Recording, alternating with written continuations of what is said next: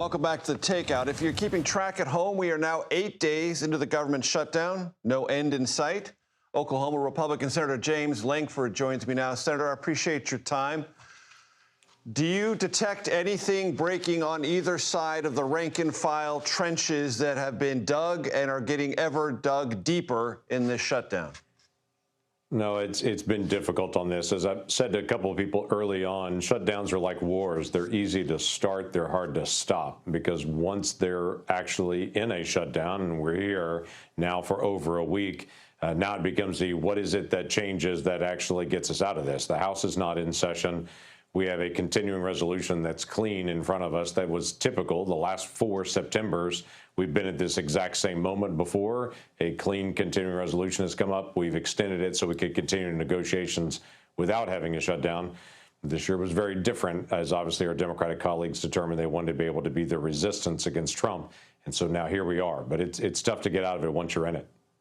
What about external events, Senator, like TSA delays, meaning passengers just trying to get through security? That's slowed, that's gummed up because there are fewer personnel there.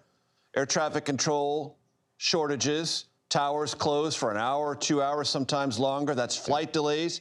These things, as I mentioned at the top of my show last night, are beginning to ripple through our national experience. Is that a forcing mechanism? It is, and I actually had a good conversation with several of my Democratic colleagues even today to say, hey, we got to figure out how to be able to get out of this, because those real consequences are rippling through. Let me give you a couple examples. Air traffic control is not just important what's in the tower now, but who's coming to the tower.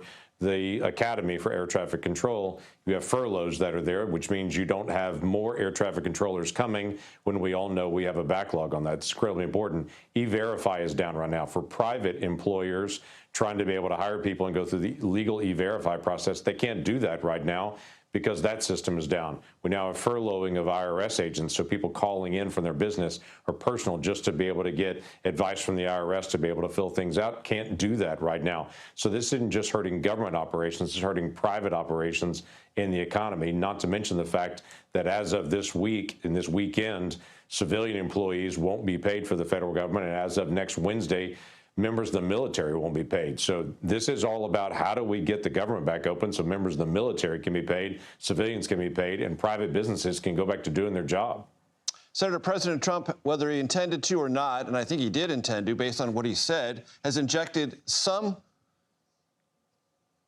curiosity or some vulnerability into whether or not furloughed federal workers are going to be receiving back pay. There's a federal law that he signed in 2019 that guarantees that. Right. Are you certain that's going to happen, and do you disagree with the way the president's framed it? No, federal employees will be paid. I think when you dig down into it, though, the challenge is every federal building and agency also has contract employees. They're sometimes doing food service or janitorial supplies or other things that are around that are ancillary to the functioning. Those are contractors that won't be paid.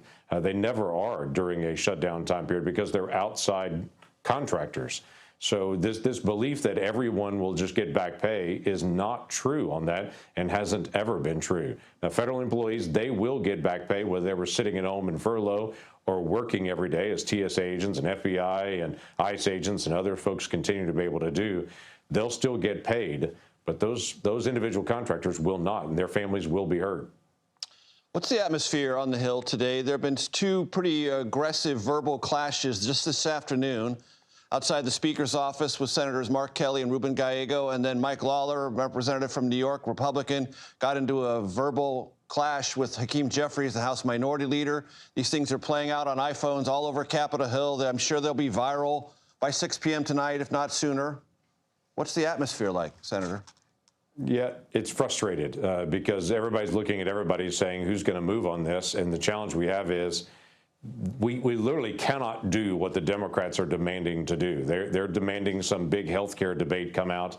They're currently, their focus, of course, it has been for the past week, to do $1.5 trillion of new spending on health care, on climate change initiatives, and all kinds of things that they poked in there. They have in their bill that they want EV vehicles to be able to drive in HOV lanes without having to have an extra person in it. I mean, that's the kind of stuff that's in their demands.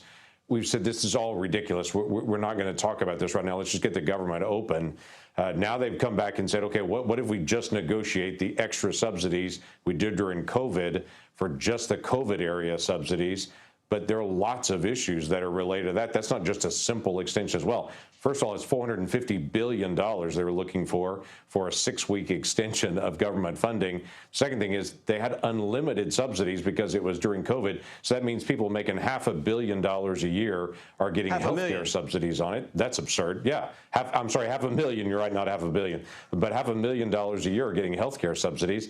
That's ridiculous. They took away the $10 premium time and said it's just going to be zero premium, which has dramatically increased fraud in that program. So there's all kinds of issues that are there. They're saying just extend it. We're saying, well, it's not that simple to just say just extend the COVID area extra subsidy you put in. Then when COVID's gone, lots of fraud. You're getting people with $500,000 of income, extra subsidies. We're not going to do that. And so this demand that they're looking for is a quick negotiation is absurd. Literally, they're trying to get for a few million people, maybe up to 20 million people in our population to get subsidies. But then you've got federal workers and their families and members of the military and their family. They're not getting paid. They're the ones that are actually suffering the consequences of it. So we got to be able to get the government open. That's been the typical route that we've always done in this. So there is some frustration here to say, hey, people are legitimately getting hurt here in the process. Let's get this open. Senator James Lankford, Republican, Oklahoma. Appreciate the time, sir. Thank you. You bet. Good to visit with you again.